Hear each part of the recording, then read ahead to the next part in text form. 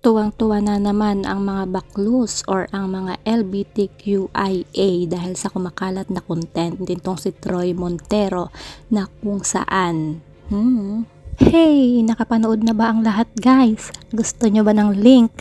21 minutes and 18 seconds. Another video, another content na naman, guys, ang pinagkaguluhan sa SOCMED, lalong-lalo na nga dito sa X or sa Twitter, na kung saan lumabas nga ang video nitong si Troy Montero na asawa ni Miss Aubrey Miles. Maraming ang netizen ang nagsasabi na sobrang pinagpala. Alam nyo ba kung bakit?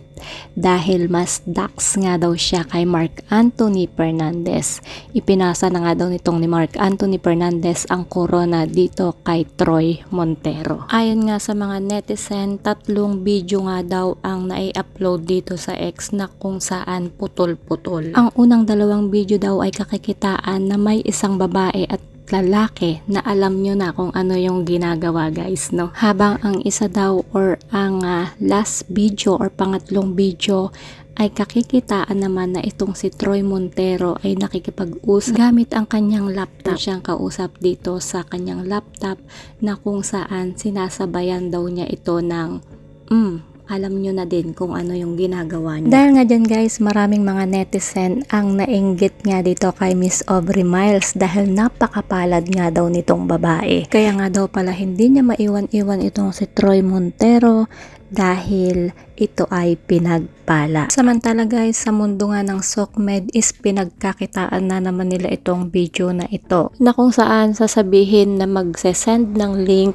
pero kailangan na mag-send muna ng GCash. Anyway, guys, wala naman tayong alam sa video editing kaya hindi natin alam kung totoo nga ang video clip na kumakalat na ito. Marami nga din na nagtatanong kung matagal na nga daw ba itong video na ito or bago lang, kasi nga itong si Troy Montero ay makikita naman na loyal nga dito kay Miss Aubrey Miles at hindi naman niya magagawa dahil nga may anak na siya. Hindi nga rin natin nabalitaan na itong si Troy Montero is isang babaero, kaya napakalabo nga daw na kanya itong video. Anyway, guys, sabi nga ng karamihan or ng mga netizen is lilipas nga din daw itong kumakalat na news na ito dito kay Troy Montero dahil ikinumpara nga din daw siya dito kay Mark Anthony na kung saan naging hot trending topics nga kamakailan lamang dahil nga din sa lumabas na video. Pero nga dahil sa kung mapapansin nyo, nakalipas na ito or hindi na ito pinag-uusapan. Anyway, guys, ang masasabi ko lang is kung may 7 pulgada itong si Mark Anthony,